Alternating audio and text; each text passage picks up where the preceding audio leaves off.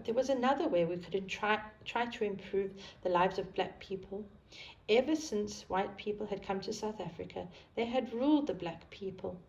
My friend Walter was a member of the African National Congress, or ANC, which had been fighting for the freedom of black people to rule themselves. Oliver and I joined too.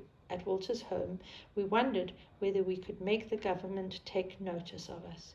In 1994, we formed the ANC Youth League. In 1944, we formed the ANC Youth League and planned to get thousands of young black people to join. We would protest peacefully by marching through the streets and demanding our freedom. We would not be ignored. In 1948, the government started passing laws that introduced apartheid, which divided black and white people into separate groups. White people lived in suburbs while black people lived in townships. The government also built separate schools, churches and cinemas for black and for white people. There were even separate entrances to post offices and shops. All black people over 16 years of age had to carry a passbook showing who they were and where they worked and where they lived. If they were found without their passbook, they were sent to jail. There were even separate parts to the train for people, white people and black people. Apartheid was a cruel system. It classified every person in South Africa according to race, for example, black or colored or white, and it controlled the lives of those who were not white. It made me and my ANC friends and comrades very angry.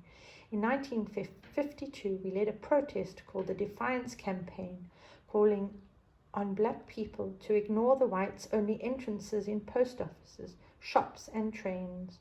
Over 250 people were arrested, but thousands joined in. The government didn't drop its apartheid laws, but the ANC now had many more members. We were getting stronger. The government banned me from attending ANC meetings or protesting against apartheid, but I went on working for the ANC in secret.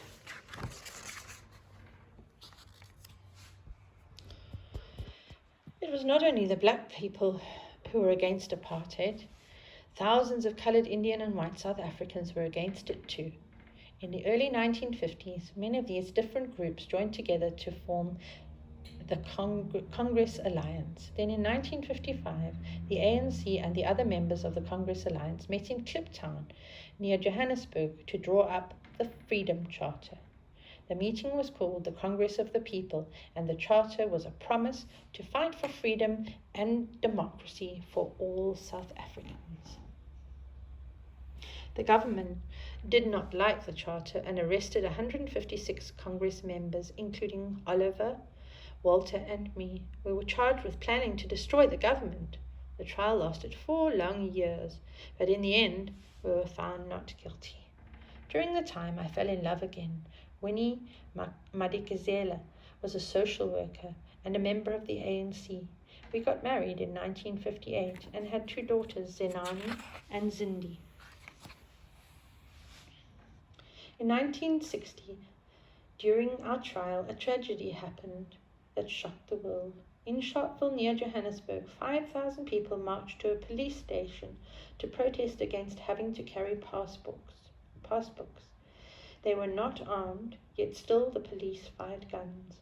69 people were killed and 400 people were injured. After Sharpeville, the government banned the ANC and other organizations fighting for freedom. They did not want to share South Africa with black people. Our peaceful marches had not worked. But we were not giving up.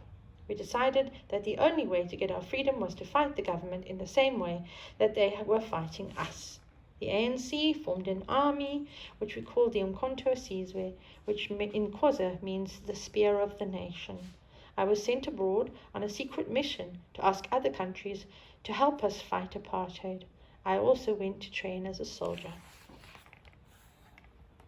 In 1962, I returned to South Africa using a false passport and calling myself David Motsamai.